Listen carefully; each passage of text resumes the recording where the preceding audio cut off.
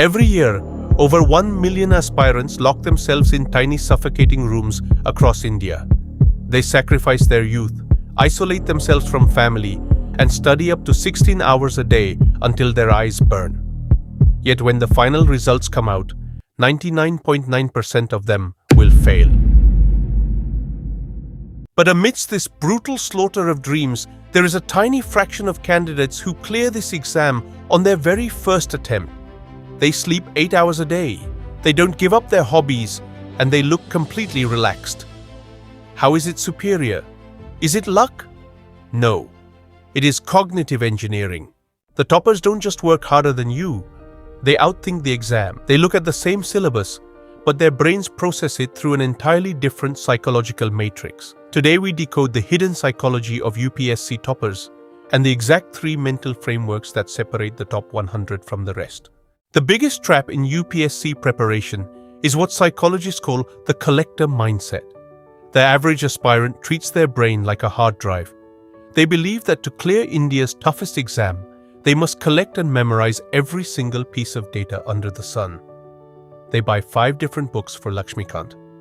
They track every minor news event and highlight entire pages until their textbooks look like a coloring book. This is a psychological illusion. It makes you feel like you are studying, but you are actually just committing a mindset destruction.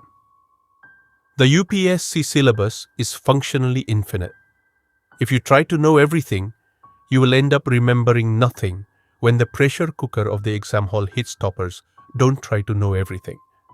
They master the art of aggressive filtering. While the average student practices passive consumption, reading a chapter 5 times and hoping it sticks, a topper practices cognitive strain.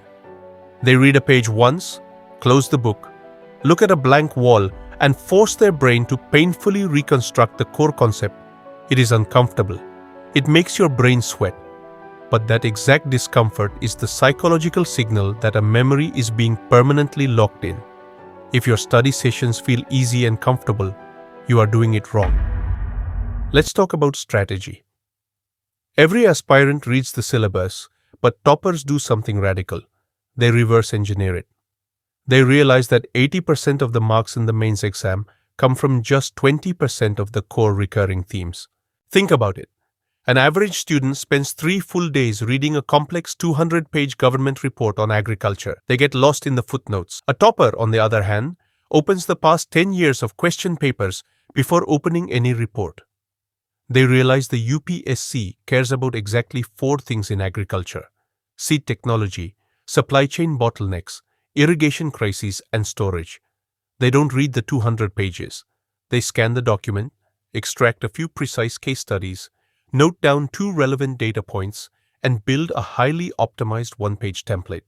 They aren't studying to become scholars. They are studying to pass a test. The average student studies to input information. The topper studies solely to output answers.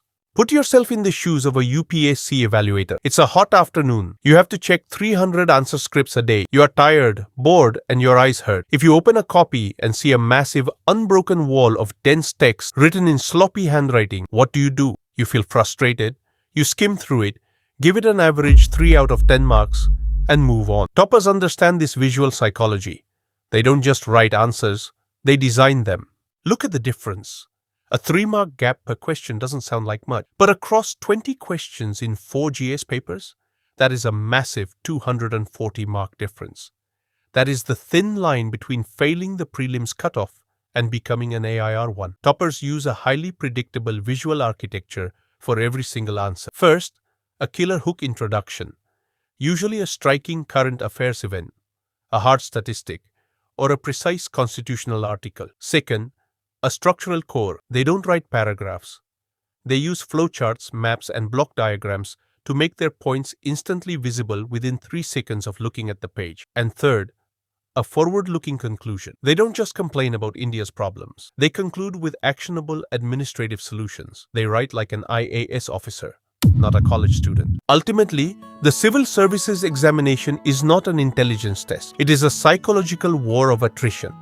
The people whose names you see on that final PDF aren't superhuman geniuses who memorize the entire library. They are simply tactical executors of a highly optimized system. They mastered their focus, aggressively cut out the noise, and realized that less is infinitely more. Stop trying to work harder. Start out thinking the exam. Change your psychology. Change your strategy, and the rank will follow. If this video shifted your perspective, hit that subscribe button. Leave a comment with your biggest takeaway below and step out of the information illusion.